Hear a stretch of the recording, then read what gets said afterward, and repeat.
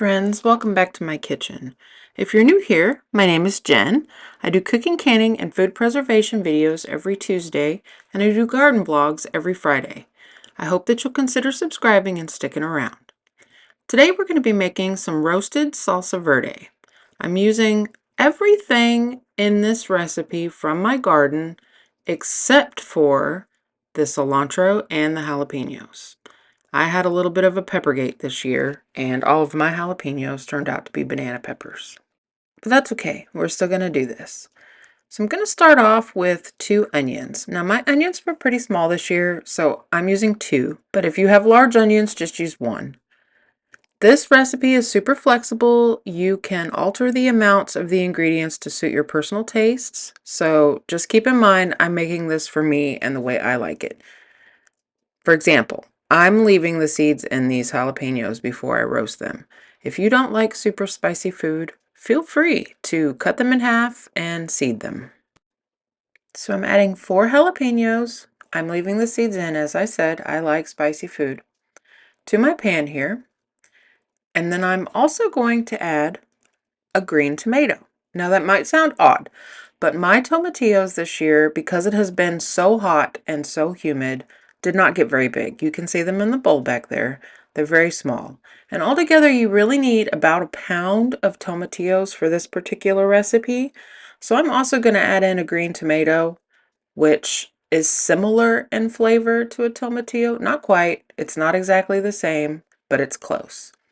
Because it has a similar flavor profile, I can use my green tomatoes to bulk this up to make up for my tomatillos being small. Also, if you don't have access to tomatillos, you can make a salsa verde using only green tomatoes, and it is actually quite delicious. So because my tomatillos are really small, I'm gonna just put them in this pan hole. I'm not gonna bother splitting them, although I will split one just to show you. It's not quite like a tomato on the inside. If you're unfamiliar with tomatillos, there are seeds, but it's different. So I'm just gonna dump all of those in the pan, and I'm gonna get me a little piece of foil, and I'm gonna add about 8 or 9 cloves of garlic to this piece of foil. Now you don't have to do this. You can add them directly into your pan. I probably would have been safe, but I wanted to make sure that my garlic didn't burn because burnt garlic tastes awful. So I'm just going to add a little bit of oil to this foil packet, close it up, and I'm going to add it to the pan with the rest of the vegetables. And once I get that little packet in there, I'm going to go ahead and take my avocado oil and drizzle the rest of the pan just to keep the vegetables from sticking to the bottom. I'm going to give it a healthy sprinkling of salt, and then I'm going to put this in the oven at 450 degrees for about 30 minutes. Now you can put it under the broiler, or you can char your vegetables in a cast iron pan instead, but you really need to keep an eye on them. You don't want them burnt, you just want them soft and slightly charred. So once my vegetables are nice and soft and a little bit charred around the edges, I'm gonna just let them sit for a few minutes and cool off so that I can add them to my food processor. You do not have to have any fancy gadgets to make this. Like I'm using my Cuisinart. If you don't have one, that's fine. Use your blender. If you have one of those string pull, like garlic mincers, do it in that. Just let it cool off first so that you're not scalding yourself. You have a lot of options. If you have a molcajete, you can just smash it up in that. It doesn't have to be perfectly smooth because this is a salsa.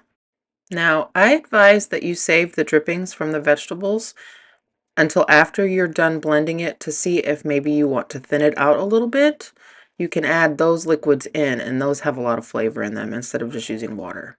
Now, I'm going to go ahead and add a small bundle of cilantro at this point and a couple splashes of lemon juice. Lime juice would be better, but in this recipe, I'm working with what I have on hand, and I had lemon juice on hand.